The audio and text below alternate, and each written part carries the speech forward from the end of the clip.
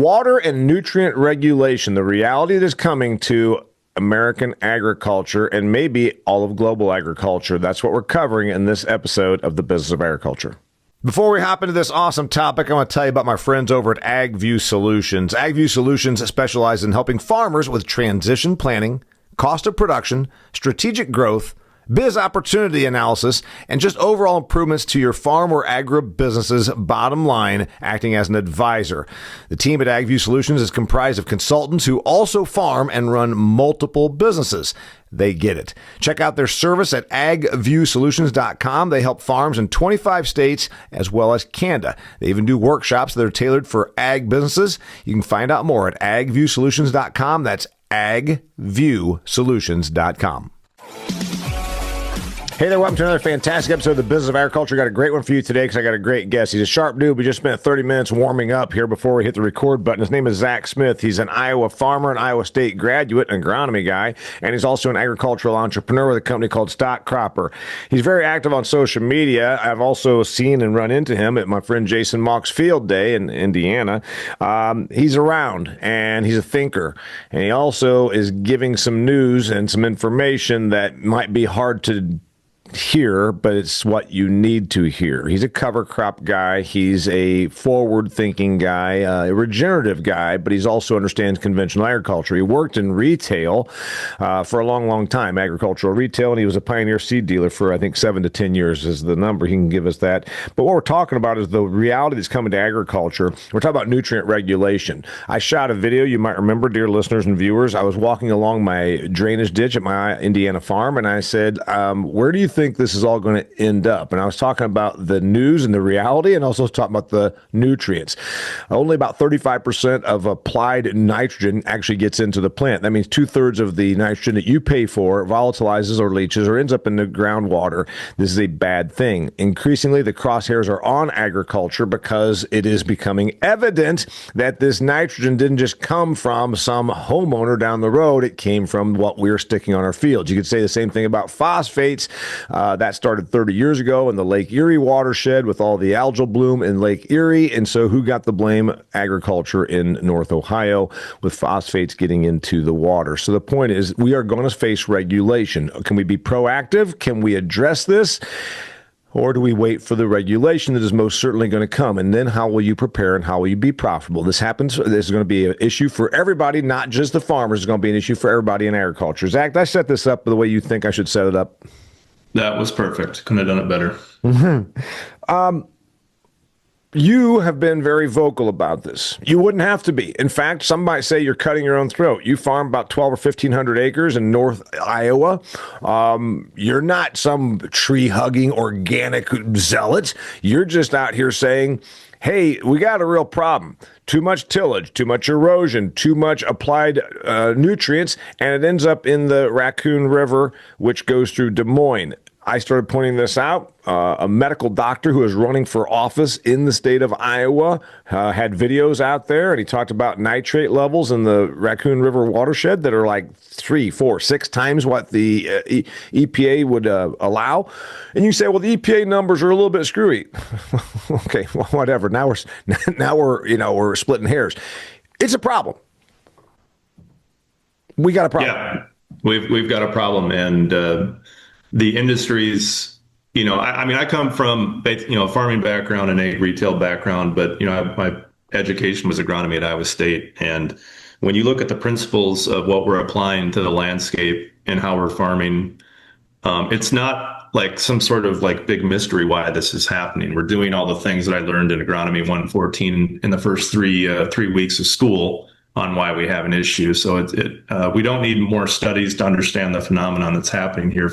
Our farming systems in Iowa and other places in the Midwest have simply evolved over the last 30 years into systems that are much more likely to result in poor outcomes with the way that we've scaled and the practices that it takes to scale. And, are we 100% of the problem? No, we are not. There are other things that do contribute to these issues, but I don't know how you drive across the state of Iowa or Illinois or Minnesota and look at the amount of land that is managed the way it is and say that we are not a supermajority, of the issue. It's just common sense.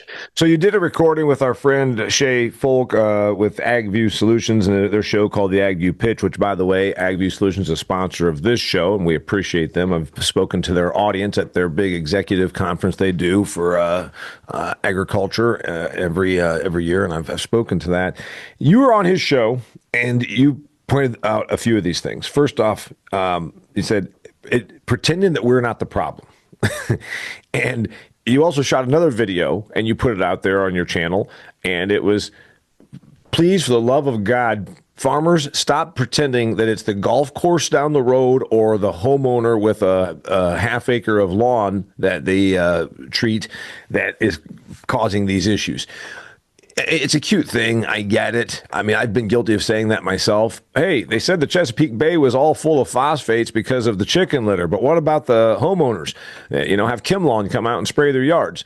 Well, the reality is you put, 6 tons of chicken litter per acre. It takes a hell of a lot of lawns to even come close to that. So admitting it is the first, it's kind of like admitting you got a problem. That's the beginning, right? Yeah, I think it's human nature. It's not specific to farmers. People just like to have scapegoats. And so, point the finger.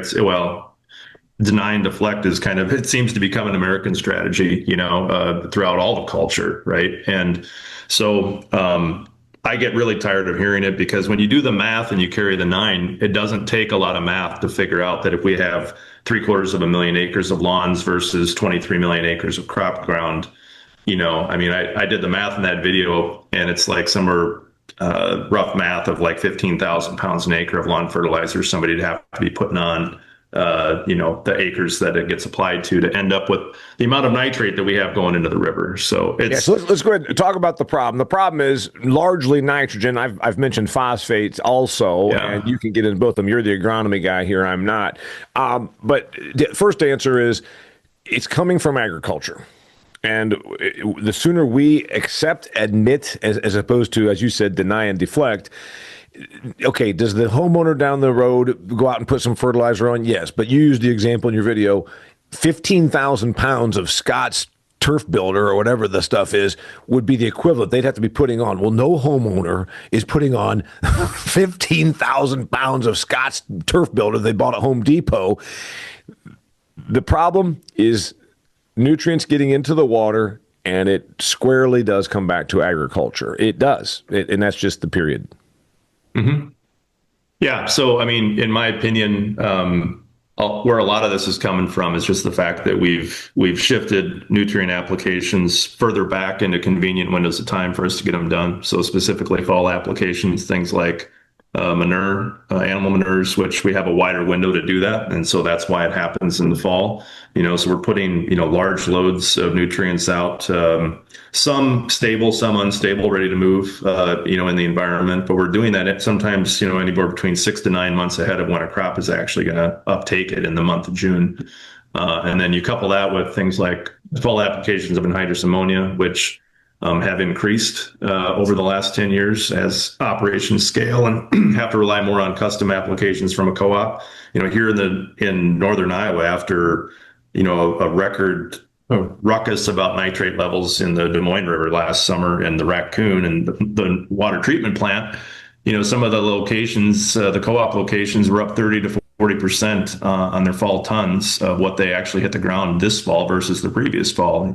So we're doing a lot of things, and then we do a lot of tillage. And, I get that tillage is a popular thing. I understand why we do it. It helps the soil warm up, especially in cold climates like northern Iowa and, in Minnesota, where we don't have longer springs or big windows. But that actually speeds up the loss of nitrogen as well, that active tillage and injecting oxygen into the soil. And so there's just a lot of things that we do that from an agronomic standpoint don't add up to nitrate not ending up moving off site. And the reality is that we've never been checked on that. There is there's a cost if you lose it, but if you lose too much and the crop is impacted, you're still backed by crop insurance the next year. There's no caveat to crop insurance on when you put your nitrogen out there and how much exposure it gets to the environment for loss. And so it's for those reasons, that we don't, that we see a lot of resistance to it, because the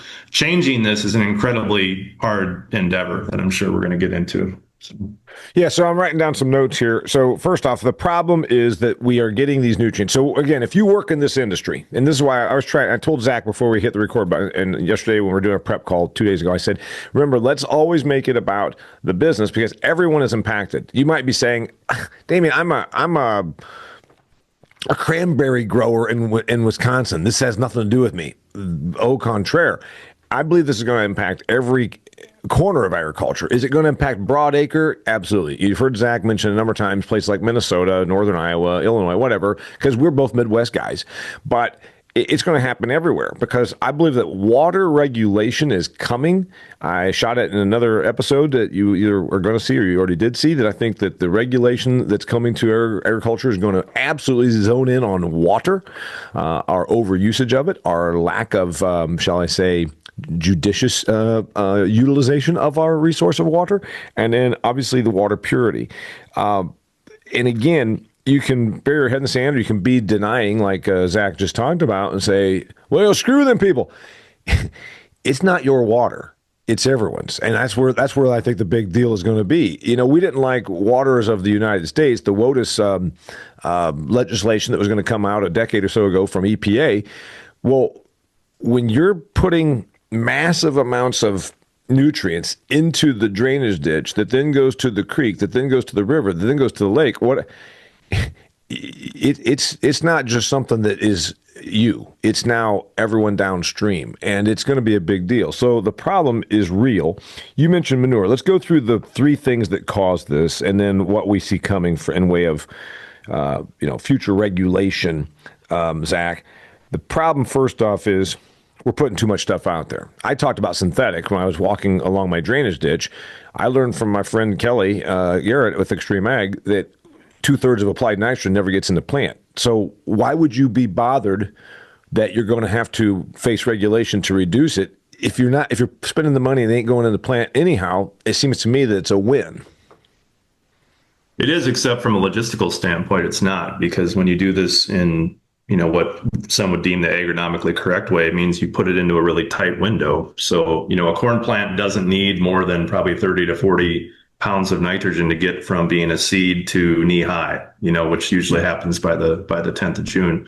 And so, when we front load all that stuff out way in advance of everything, the reason we do it is because it's a convenient time period to do it, instead of trying to compress it into, say, from the 15th of April to the 20th of June. I mean, the logistical hurdles of applying all the manure that gets produced in the Midwest in the spring alone, when you couple that with it's a rainy season and all the things, there is not a logistical system built that would allow that to happen right now. And so from a business standpoint, that is why there's a lot of resistance to it, because I think a lot of people are like, how in the hell would we actually pull this off to actually do it the right way? Now, relatively small farmers like me, like I'm kind of a nobody out here with the size that I farm, but I have a scope of an operation that allows me to be able to gear up and handle that. But for the people that are growing and consuming acres, it's a much, much bigger lift.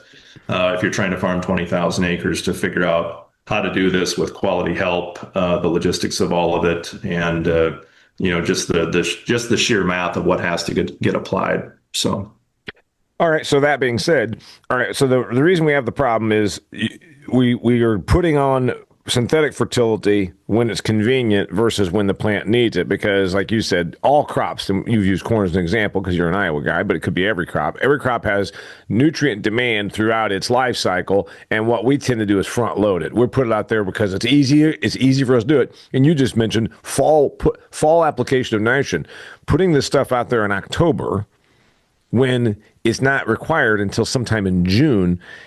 What the hell do you think happens to that? It doesn't just hang out in the soil, right? Nitrogen in particular, it volatilizes, it leaches, it gets in the water. It can. So the thing I want to be clear is it's not guaranteed if you do stuff in the fall that it's always going to end up. It's not an absolute thing. There are seasons where you get more favorable weather, but when it does rain, in the spring, like the last two springs that we've had in northern Iowa, where we've had just unbelievable amounts of rain, it will flush, and that's what we've seen happen. And then they'll have to ban water in the city of Des Moines, and this will keep happening. It's not like there may be some anomaly years where we don't get as much rain, but when it rains, it will continue to be a major problem until we do something different. All right. So, and then you mentioned manure, which again, the cranberry producer might be saying, I don't even do that, but we do raise a lot of livestock in American agriculture, and we then do take the byproduct of manure. It's very valuable. It's good for built organic matter, and it all the benefits of increasing your organic matter using this as a fertility source. So what's the problem? Just putting it too much all at once? Yeah, in my opinion, that's what it is. And but the difficulty is how do you then take it from when it's easy to do it and put it into a much tighter window to get it when the actual plant needs it? There's a whole bunch of constraints there from a logistics standpoint. But the industry has been built for the last 30 or 40 years, especially around confinement pork, of having that wide open, unregulated window. Mm-hmm. And as that changes with public sentiment, likely here with the issues we're dealing with in Iowa with the nitrates, the load on the treatment plant, the cancer rates, the beach closures. Like, as we become a smaller voting block, I just don't see how it's realistic to think that we can keep doing the same thing, producing awful results for other people, and not expecting that voting block is going to say, hold on a second here. Yeah, right. We're completely outnumbered, and the problem is real. Like you said, when water levels, nitrogen levels are in the water supply that we're either drinking, potable water, or even like you said, going to use a body of water, a reservoir, or whatever for your recreation. All right, I want to get into what you see coming and how you see this being implemented. Before I do that, I want to tell you, if you're listening to this show, you need to know about my friends over at Nano Yield. I'm wearing their hat right here. That's right. Cool hat. Nano Yield products like Nano Pro can help you in your farming operation. These are patented mineral-based nanoparticles that go in your tank. Okay, you go across your field maybe 3 times putting out stuff. Why don't you make your stuff work harder? You can do that with Nano Yield's products. Essentially, they are additives that go into your spray tank that make your stuff work better, and probably you can use less of it, which is kind of like what Zach and I are talking about right here. You get more out of your nutrients using Nano Yield technology. It's an easy, affordable way to protect your investment. Once growers see it work in the field, you will never spray without it again. You can insure your equipment. Why don't you also figure out how to insure your crop inputs? You do that with Nano Yield, nanoparticles that go in your spray tank. Nano Yield is a family-owned company. Their products are all proudly made in the United States of America. You can learn more at Nano Yield's website, nano-yield, Nano-yield, like the sign on the road, nano-yield. Go check it out, nanoyield.com, and check out their grower testimonials on YouTube. All right. The problem's real. Drainage tile. I got people worked up because I commented on a social media post on X. Jason Mock said, I think we're going to look back at all this pattern tiling and think we might have made a mistake. And I said, I agree with that. I think that maybe we used tile to fix some of the problems that we created, and then we're sending a lot of water into the drainage basin very quickly because of it. It would have hung around in the field for several extra days. And I got all kinds of the old farm types. Oh, you don't understand anything about agronomics. I'm like, well, I'll remind you, I was the 9th best soil judger in the nation in 1987. I know you like that. I know you like that, Zach. You're smiling right now. 9th in the nation soil judging in FFA in 1987. That right there is pretty impressive to you, isn't it? Oh, yeah. %. We're sending a lot of nutrient load, and I think the drainage tile is part of that. All of a sudden, you're getting that water, taking those nutrients down to the drainage tile, out to the drainage ditch in a very rapid fashion. Yeah, we absolutely are. And there's a lot of people that say, oh, it doesn't do that. That's not how it works. But I'm not against drainage tile. I mean, if we didn't have drainage tile in northern Iowa, we would not be farming these soils. This was a swamp when it was settled, whatever it was. Yeah, as was northern Indiana, where I am.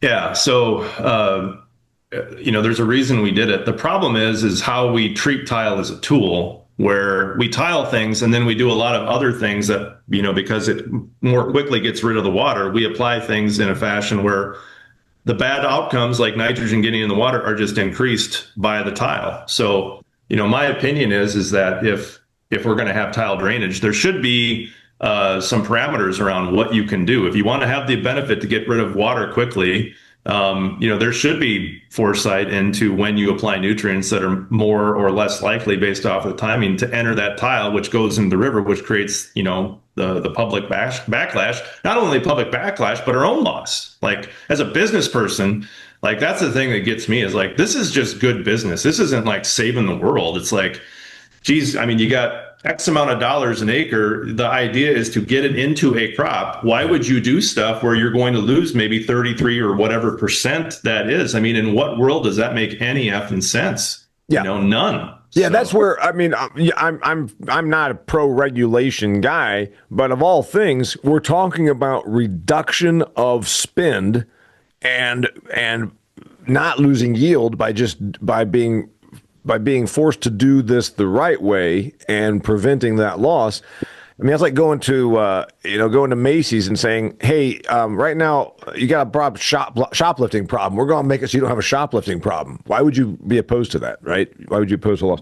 So anyway, this thing's really happening. It's because of the tillage. It's because of the drainage tile. It's because of the application in our window of time frame, as you talked about, and then it's because of manure. All right. What do we need to do? What needs to happen? Because this is going to happen. You and I both see regulation coming. Do we get in front of it or do we just wait? Well, I mean, the predominant narrative is that we just wait. And what gets talked about by everyone in the industry and politics is we just need to, folks like me need to keep doing what I'm doing. And eventually our neighbors will come across the fence and be curious about what it is we're doing. And eventually this voluntary change, if it's so good, everybody will just be flocked to it and want to do it. And that's a nice thought. I mean, and I don't want the regulation. I would just assume do that. But we've had things in place like the Iowa nutrient reduction strategy in Iowa, which was a template that laid out the practices that farmers could do to get ahead of this thing. And they quantified, like, if you'd used cover crops, if you shifted nitrogen timing, if you reduced tillage, you could do all this stuff, right? And we've had that for 12 years, and we've made a few percentage ticks with a ton of money spent on this. The reality of the situation is that voluntary change is a nice idea, but you have to have the demographics that are interested in it. And when, the average, you go to a seed corn meeting and the average age is 63 years old and people are falling asleep and they can't shut their cell phones off and they ring and interrupt the meeting. Like, that is, like, imagine telling, your 65-year-old dad who resists going to Verizon to get a new cell phone that you need to farm differently than you have for the last 40 years. Oh, and then he needs to want to sign up and do all that change at the end of his career. It was the same thing I dealt with my own dad when I got into this. Thankfully, he retired about 2 years while I got into it and just got the hell out of my way. And, the other problem is when these guys do retire, and they go to rent it out. I mean, the trend in a lot of neighborhoods is that it's usually the largest operations with the shiniest fleet, with the biggest show, come in and take it over. And, I don't know anyone at scale outside of Kelly Garrett in the state of Iowa that is farming in a manner that addresses these concerns, because if you're farming at scale, you're in sector 4 today, where we have to plant 1,350 acres. Yep. And we've got a barn load of South Africans that we're going to send out in our tillage equipment to prep ahead of the planters. Yep. And we're going to knock it out. And it doesn't line up. We've moved away from the owner operator mode to where we just have single operations with fleets of men with not a lot of high management capacity. And the math doesn't math on how, the old guy or the mega farm is going to voluntarily step into this. So I want to point out the issue. Because God knows I got the people all wound up on Twitter the other day when I talked about we don't need more farmers, and then it went this whole emotional tirade about how small farmers do a better job of taking care of stuff. You just used the mega example of sending out H2A workers with tillage equipment, and then there's going to be a tendency, whoever heard that is going to say, "That's right, I'm a small farmer. I farm 1,200 acres all by myself with my wife, and I do a better job." No, you don't. Because to Zach's point, Yeah. There's a bunch of people that farm your amount of acres that aren't doing what you're doing. Yeah, you have the capacity. It's probably easier for you, but like you said, 90% of them aren't. Right. They're still over applying nutrients and putting nitrogen out in October because that's what works for them and the co-op to call them up and have them do it. They're not doing cover crops. I've been doing all that stuff with my extreme ag job. Why don't you cover crops? Oh, cover crops won't work here.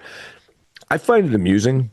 That won't work here. It's the favorite go-to in agriculture. Yep. That won't work here. And I swear to God, it's one thing to say, yeah, that won't work in Arkansas. That's my Matt Miles. Nothing will work in Arkansas that works in Indiana. Nothing. Not one thing. You're right. Not one thing. But anyway, it gets to where it's almost like township to township. Yeah, that might work over there in Huntington Township. That won't work over here in Clear Creek Township. Like, what are you, you're like, you're across the road. So the point is, nobody, whether you're a mega big time operator or just farming 800 acres with your spouse, you're probably not doing nutrient management the way you should. Is that accurate? Yeah, and that's accurate. And, this is not we have to have big operators be able to do this. You don't get to actually impact the landscape with nobodies like me. And I want to make that really clear. Like, you have to have. You're not a nobody. You're not a nobody. Well, I mean, from a numbers standpoint, I am. I know, where the bear shits in the woods in this game, and like, I'm not the future size of operation with the current conditions. But you have to have the big guy be able to come along to get enough acres so that you can actually impact these watersheds with practice. This idea that we're going to do it with just 1,000-acre farmers, I mean, that's not the way, unless like the whole thing would be completely flipped. And again, they're not doing cover crops and nitrogen and nutrient reduction anyhow. So really, it's nitrogen and phosphorus are the biggies. Probably nitrogen number one because it's the most applied nutrient, and then phosphorus. But I want you to get into what you see happening with regulation. Am I right? Nitrogen's a biggie and phosphorus number two? Yeah, I would say so, especially in Iowa here. So what do I think from a regulation standpoint? I don't want it to be this way. I think. But I don't see a path where you get to the math on what it takes to actually impact. So in the Iowa nutrient reduction strategy, they said we needed to get somewhere between 60 to 80% of the landscape in these watersheds to not just cherry pick one thing that works for you, like reducing your tillage. You need to reduce your tillage. You need to utilize cover crops. You need to shift your nitrogen applications. You need buffer strips. You need bioreactors, like all of these things in order to be able to do that. So the only way that I can see that happening is by, having a tax system put in place that would impact everyone in the system from a couple different angles, both from the landowner and the individual farmer making those choices, so that it would internalize the cost that we have been ignoring forever about some of these negative externalities that you leave the field, cost us money, and then cost other people money downstream, whether it's pulling the nitrates out of the river, increasing cancer risk, all of the things. I think that is what it's going to take. I don't want a big bureaucratic thing. I need a very, very simple device to do this, because we all know what happens when you create a giant bureaucracy with these things. It doesn't work. Well, they get bigger and they never go away. And then to justify their existence, they actually become more burdensome. Look at the EPA. The EPA, and we can go through that story. I want to, first off, I just about fell out of my chair when you just told farmers that they need another tax. You're talking about a demographic that on December 30th will show up with a checkbook at the equipment dealership to buy a piece of equipment that they don't need to avoid paying taxes. So you throwing a tax idea out there, I just about fell out of my chair. I thought that's funny. All right, I want to get into, will this actually work, and then what the implications are to all of us. Before I do that, I want to talk to you about my friends over at Tidal Grow, another sponsor of this show, Tidal Grow Agri-Science. If you're looking for cutting-edge bio-based solutions that truly deliver a measurable yield performance with a great ROI, I want you to talk about Tidal Grow Agri-Science. Tidal Grow Agri-Science did a field day and a trial at my farm, De La Rosa Farms in Huntington, Indiana. We put out soybeans and corn plots, had amazing results. Their products are upcycled seafood byproducts. That's right. Not seaweed, upcycled, which really means recycled, seafood byproducts. I'll just go ahead and tell you right now, CFOS and Oceanic, as two of their product names, smell like shit. Actually, it smells like dead fish and the silage juice that used to come out of the bottom of the silo when I was a kid when we filled the silo. It's nasty smelling, but it does amazing stuff for your crops. It's real science, powered by nature, built to positively impact your bottom line. You do not have to change your cropping system, although maybe you should. That's what Zach's talking about right here. In other words, their products at Tidal Grow go along with your current fertilizer and crop protection programs. You can get more bang for your buck. Learn more at Tidal Grow. Tidal, I'm saying tidal like a big wave of water. Tidal. Tidal Grow like your kids. TidalGrowAg.com. TidalGrowAg.com. That's TidalGrowAg.com. Check it out. Tell them Damian Mason sent you. You got me a little rattled here, Zach, because you also said you want there to be landowners like me. I rent my farm ground out to a dairyman who does apply manure. And he puts out manure in the summertime. Now, the difference is putting manure out in the summertime on an alfalfa crop does actually go right into the crop. You're not putting it out in October and on barren ground. Yeah, no, 100%. There's differences. But the problem, the reason you have to have landowners on the hook is that there are some landowners that don't want to see this stuff just from a fundamental standpoint. They like the ground being black because that's how you farm. That's how they farm. That's how their grandpa farmed. And I mean, I have a really good friend of mine who had a landlord for 10 years that would not let him do these practices because we're not going to do that shit on my ground. And so, but the reality is that the landowners are also complicit in this arena too, and they need to be held to account because and a lot of people don't like to say, well, it's my ground.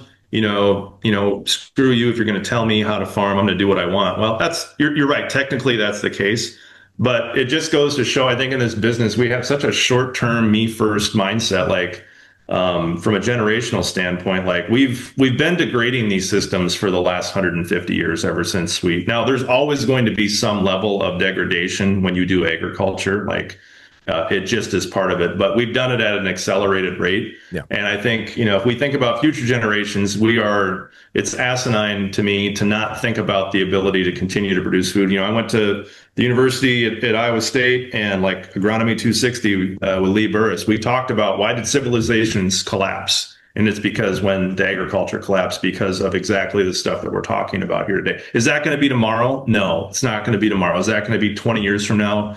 Maybe even 50 years from now? No, it probably won't. But, we need to get some sort of a hook into all the participants in the system to say, let's pause. Let's keep being abundant and producing tons of food. Let's just do it in a better way as society. So you said a lot right there. First off, yeah, we're not doom and gloomers around here, but first off, we know we got this problem. You and I both believe that regulation is coming, and it's because when I hear what you just said, they ain't gonna tell me how to farm. Okay. All right. Well, you know what? There was a nickel plating company in Huntington County when I was a kid that was dumping cadmium and nickel into the drainage ditch next to the factory, which then drained into the Little River, which drained into the Wabash River, which ultimately goes to the Ohio, which goes to the Mississippi, which goes to the Gulf of Mexico. Who owns that? Yeah, you're not going to tell the plating company how to put plating on metal products in town. Well, let's see. Now we've just degraded the groundwater and all of the surface water that comes out of there. And should we not be able to tell the plating company you can't dump heavy metals into the watershed? That's what you sound like when you're in farming, saying, they ain't going to tell me how to farm. This is happening. Again, this is happening. We don't live in a vacuum either. That's the other point. We have the highest rate in the nation of cancer growth rates right now. I know I have a friend with a wife that just got diagnosed with breast cancer. My dad is currently dealing got diagnosed with kidney cancer here a few months back. Everyone in these systems knows there are things that we are doing that are having impacts on us and maybe, future generations from conducting ourselves. And what is why do we do this? To grow 2 billion bushel carryouts? Yeah. And then depend on bridge payments? That's the, and that's what we have to look forward to. it's silly as far as I'm concerned. Well, We that's have what, to think. and again, you and I can both take the non-ag perspective, which is sometimes very difficult for our friends in ag. They're very siloed, to use the term, right? We get very our people. When I hear this thing about I'm an advocate, what? I'm out here telling everybody. No, you're telling other ag people about agriculture, and you tend to have your own little echo chamber. We've got 23% of farm income last year was derived from the taxpayers. So pretending again, you're not going to tell me how to farm. Well, 1/4 of your revenue, 1/4 of your net profit came from the taxpayers. So does that give them license to tell you what to do? All right. The waterways, the lakes. In another episode, Zach talked about Clear Lake, Iowa, one of my little favorite little towns. Clear Lake's got pollutants in it. Did they come from the U.S. Steel factory that's in Clear Lake, Iowa? No, there isn't one. So where did the pollutants in Clear Lake come from, Zach? Yeah, us. Agriculture. So, all right, you see a tax coming. I say what I think happens is for you to be eligible for any USDA programs, including crop insurance, which is backed by the taxpayers also, premiums are paid for, you will not be able to get any USDA program at all without complying with a nutrient management plan and nutrient reduction strategy. And then it'll be about time of application. This is something I started predicting a couple of years ago. You see that and a tax, or you don't see the USDA compliant? Yeah, so I need to clarify. A lot of my comments are aimed. The tax idea is aimed more locally here in Iowa to deal with the immediate need that we have here in our state. But I put out a video a couple of years ago where I talked about overhauling federal crop insurance and making the 62% subsidy that we get from the public to lower our premiums to be contingent on practices. And I would get away with or do away with all the other programs in this space, EQIP, CSP. You can't ever fund that stuff to a level to pay for this stuff anyway. And so, if you want to keep your crop insurance check in balance, you're going to have to, do some of these changes. It gives you optionality. It's not a mandate. It doesn't say you have to do this. It's just that, instead of paying $15 for crop insurance, you might be paying 60, pay the full thing if you want to. Yeah. Okay. So well, then let's say, then we still don't address, because now you say, all right, I'll just opt out of your programs because I still want to put on nitrogen when I want to put it on. Okay. Now we haven't handled the problem. Remember, the Wabash River doesn't belong to the farmer. It belongs to everybody else downstream. We still haven't handled the problem. Now, are we talking about penalties? I know that's happened before. We've seen penalties to livestock. You put on 4 inches of hog shit and it all ended up in Sugar Creek. You're going to have a fine. Do we do that? Yeah, I think so. Or that's where maybe the states determine what the level of taxation would be, to kick in. And so, but the problem is that in a lot of these areas, like in Iowa, there is no regulation. It's a joke. Yeah. It's an absolute joke. I mean, one of the big co-ops dumped like, I don't know what it was. It was a tremendous, it wasn't intentional, but they had an accident over a weekend and they dumped hundreds of thousands of gallons of UAN into the Nishnabotna River in southwest Iowa. And I can't remember exactly what the fee was, but it was nominal. Like it was a rounding error in the value of that big co-op. They got fined $5,000 for basically poisoning an entire watershed. Yeah. And so and beyond that, we haven't talked about some of the other issues, but 2 years ago, I had a local co-op spray next to me with dicamba, and I had Enlist soybeans. The wind was 35 mile an hour that day. And they're out there, hauling ass, sending it. And I call them and they act like, well, we had a lot to do. And I'm like, well, that's great. You had a lot to do. My whole field is completely screwed up because of your stupidity.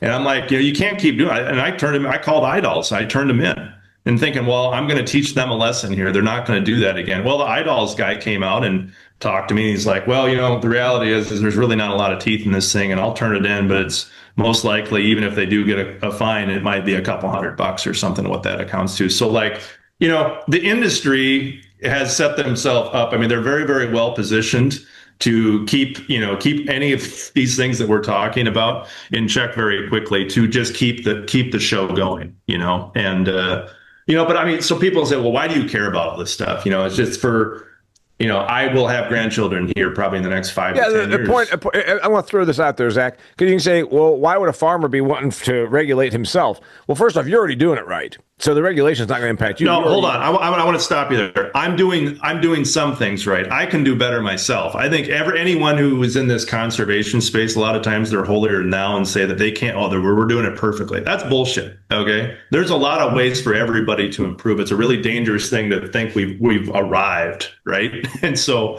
yeah. But I'm doing this stuff. I'm passionate, not to try to be right. I'm doing this for. I want my grandkids to maybe want to come back and live in Iowa. Right. That would be a nice thought. So I don't have to get in an airplane to see them. And that's why I'm fighting for this stuff.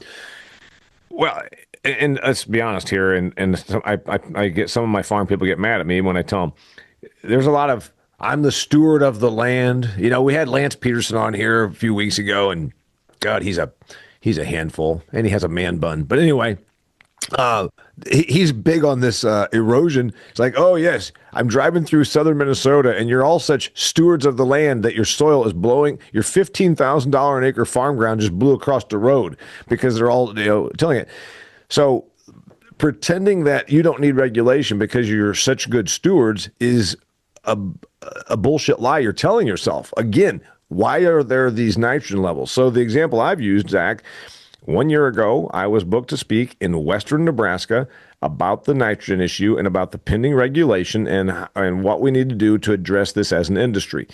And I even said, why are you bringing me in? Well, because they won't listen to us, and you're the guy that's for the expert from another state away. And again, I want to point out, when they sampled 100 and some wells, and not one of them was anywhere close to being in compliance with nitrate levels. They're all like 3, 5, 7 times what you would expect. Again, I'm going to ask the question. In western Nebraska, what industry was responsible for putting all that nitrogen into the groundwater? They don't have steel mills. They don't have, there's not a city of 1 million people. The nearest town, Scotts Bluff, which is like a 30,000 person town. So you tell me it's agriculture. So pretending this doesn't exist is a lie. And then also that you could just opt out of it. I agree with you. Eventually, the voting public is going to speak very loudly. And I think the smarter thing is to try and get in front of it.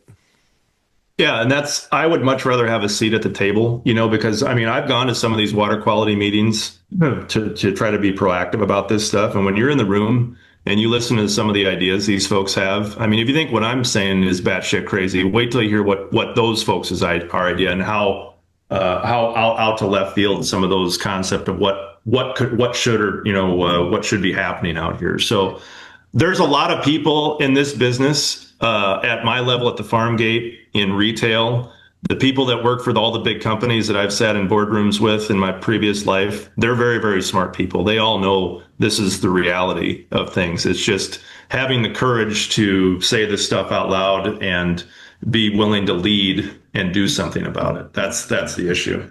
Yeah. So how soon is it coming? We're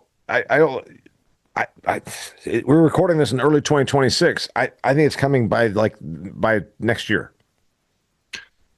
In Iowa here, it's going to be a big issue in the election. There is a fever pitch around this deal. Right now, the Des Moines Water Works is having to remove nitrate. They started, I think, on the 6th or 11th of January this year, yep, in the middle of the winter. And it's on the news several times a week. The fires are being lit and the pitchforks are getting sharpened, I think, from folks. And it's, this deny and deflect thing is not going. You drive on the Des Moines Lobe north of Des Moines, where the water comes from, and you see the Farm Bureau or the corn growers ad that shows somebody in this bucolic setting with beautiful cover crops. That's great, but you drive around, you don't see more than a few percent of that on those watersheds. So the public's not stupid. You can't expect them to stay that way. And it's time that we look ourselves in the mirror and own up to what's going on. I agree with all that. And what's interesting is, of all the industries that generally have not gotten the regulation, again, if it's the nickel plating company, that'd be shut down like tomorrow. But there's this reluctance in our society to put heavy restriction on agriculture. And a lot of people in ag are going to disagree and say, oh, you're talking about all kinds of restrictions. No, you don't. No, you really don't. I worked in a ceiling tile factory where OSHA inspectors came along every day. When's OSHA ever come to your farm? When's EPA ever come to your farm? So the Right. truth is, we're not really that restricted by regulation. We're pretty, it seems to be a reluctance to put a lot of that on ag. But this is one where, and you and I may not like the law stuff. It's coming. It's just coming because again, it's when it's in western Nebraska, when it's a big voting issue in Iowa, the number 2 ag state by revenue in the country, southern Wisconsin. They're talking about the nitrogen, America's dairyland for God's sake. So I don't see any way around this. If you're a farmer or in the business, should we expect if I'm in the fertilizer business, I'm going to sell half as much fertilizer 5 years from now as I do today? No, I don't think it's that much. I think it could be potentially less, but it's not. It's not that order of magnitude. The bigger thing to me is not necessarily because I think in a lot of cases people. How do I say this? I think as a whole, I want to be fair. I think most people are fairly efficient with at least what they put out. They maybe don't account for what they truly lose. But I don't know that it's a ridiculous amount of over application, especially in the economic environment that we're in. It's more about timing and getting stuff. And if you time things properly, you do have the ability to reduce things. So there will be some, probably maybe a less demand for nitrogen, maybe to the tune of, I don't know, 10, 15, 20% potentially in my professional experience from being in that space. That's probably more realistic. I think the bigger thing is getting up to speed with these new types of systems, and there's a huge lacking in ag retail for that. One of the issues farmers don't change is they depend on the ag retailer or the professional to be able to guide them through this. And when you go to the ag retailer and says, I don't know shit about that, why don't we just hook up the anhydrous bar and go blow some smoke on like we normally do? That's a real issue. So I think and actually it was why when I was in the retail seed industry, I gained business because I had farmers that wanted to get into this and I could service them when the competition couldn't. They couldn't speak to it very well. So I think there are opportunities from retail, but it's also going to require a big logistical shift, and that's everyone in retail would tell you that and not like the things that I'm talking about because they know what a nightmare it would become. So okay, first off, the economic incentive should be there. If I can if I could cut back my nitrogen by 20%, I should do that, but that's not happening. The economic incentive to not till up and allow erosion to happen on my $15,000 per acre farmland should be incentive. It's not doing it. So in other words, the practitioners, producers, aren't responding already to the economic incentives of reducing nutrient spend on fertility. And prevention, you said tillage is a big culprit, and then also getting the biggest bang for your buck on timing of application. So there's already huge economic advantages to do this right, and it's not happening. So if it's not financially, it's either not a big enough number or it's going to require regulation. Yeah, that's it. That's it. And seen. Winners and losers. I don't think the farmer loses because right now they're going to say, make me do all that stuff, I'm going to lose yield. I don't think so. I mean, I don't see that happening at all. No, I think it's the opposite. To be honest with you, I think when you manage things more intelligently and you line up nutrients more when a crop needs them, if anything, it gets better. And people lead with that fear crap all the time, and it just pisses me off because you look at a lot of the people that are leaders in the yield contest, guys like Hula, guys like Kelly Garrett in Iowa here. They're making intelligent applications. They're not putting their nitrogen for their yield contest stuff 9 months out in advance. Right. This is just soil science 101. And I know a lot of people don't like it or they don't want to admit it. But this is basic agronomy. It's not, we don't need to reinvent the wheel here and understand. We've had this understanding. This is, been around since the start of time, these principles. So, okay. Last couple of thoughts. You say we're going to sell less, fertility, especially nitrogen and phosphorus. What about cover crops? Are cover crops going to become a requirement? Because it does take care of a lot of the nutrient load and it does, prevent, the leaching, et cetera, right? If they're applied properly, there's a lot of cover crops that don't just because how we manage them. But I think they're one, when you look at what the, academia would say through some of the things like the nutrient reduction strategy, they're one of the most effective tools to have a living root. When we don't have a living root in a soil and you have nutrients, whether you put nitrogen on or not, you still have nitrogen that's mineralizing out of the soil, especially in places like Iowa with lots of organic matter. If you don't have something to catch that before water takes nitrate into a tile line, you're never going to stop it. And so, I think if we, so I could see cases where, like, if you needed to put, so much, like maybe half of your manure on the fall, it's a requirement that to do that you have a well-established cover crop. So you have something there before you can apply that manure to make sure that you have something to minimize the potential loss. There will have to be probably some concessions made for the reality of the logistics, but we are so far from doing any of this stuff meaningfully in Iowa. Like it's going to take a lot of effort to get us across the line. So there going to be a restriction on tillage? It's a good question. I think as far as the intensity, I think there probably should, and go back to the landowner on how that's a little bit tougher to administrate, because somebody's going to have to go out and inspect that. That's the thing I like about the nitrogen tax, is that you could tie that just to the retailer when tons leave a facility. We already have those taxes that exist in the current thing. But maybe part of this stuff, the funding goes to the tax revenues go to putting people in place. Instead of USDA people or NRCS being paper pushers, they actually get out in the countryside and see what's going on. So. Are you optimistic? I know you said that a lot of people would say, "Why are you pushing for this?" It might end up putting more handcuffs on you, and you're like, "No, it's okay because they'll just force me to farm better." Are you optimistic that this is going to that we're going to be? Are you going back to Ag Econ or Agronomy 260 where they talked about the fall of civilization? Are you optimistic or pessimistic about all of this? I'm optimistic in the fact that this is possible. It's not an impossible lift. I'm pessimistic on the powers that be that dictate what we do, stomping it out, even if the people want it. That's probably the best way to put it. I'd be really depressed if I didn't think we could do this, but I know that the practices exist that we could substantially improve things and still be able to farm and do what we love. It's a false argument to say that the other is true. This is a message of resiliency. It's a message of abundance, and it's a message for the future. And it's just a matter of people, want to get over their own shit and get with the times and to be part of the positivity. Yeah. So I'm going to throw it out there that you and I both, we get around, right? We keep up with stuff in this. I can tell you what I see happening. And again, ag sometimes lacks self-awareness. There will be pitches. There already are in Iowa, the number 2 ag state, for God's sakes, behind California in terms of dollar revenue. And when you got this happening in Nebraska, Iowa, Wisconsin, it's coming to Indiana. It already happened in Ohio, right? Whatever.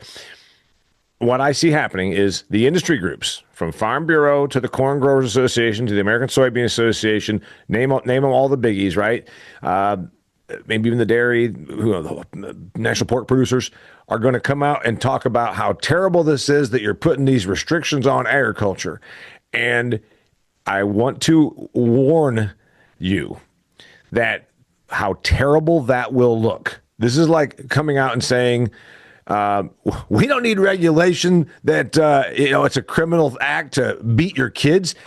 When you defend this, it will be a tremendously bad look. So I would encourage all of our ag organizations to really, really, really resist the calls, because that's what will happen. You talked about these meetings. You know what you need to do? You need to go and oppose. They're trying to make it so that we can't dump a bunch of nitrogen in the creeks. I'm like, well, yeah.